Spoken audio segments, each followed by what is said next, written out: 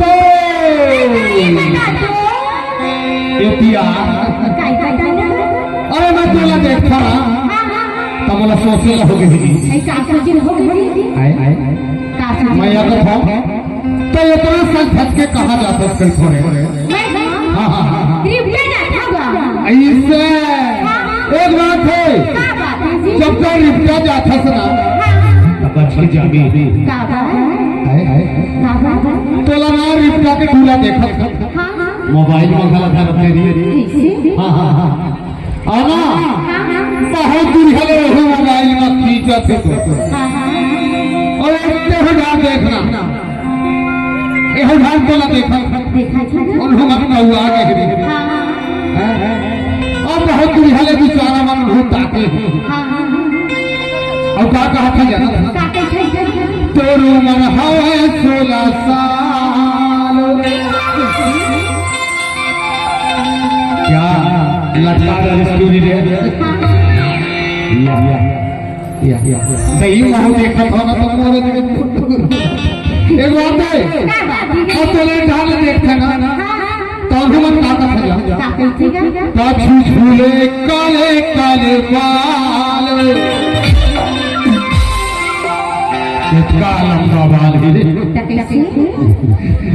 तबे तो 16 साल तोरू मन हवा 16 साल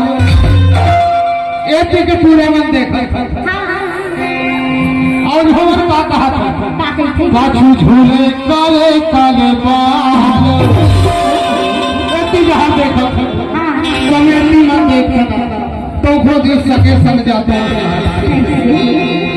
तोरू मन हवा 16 साल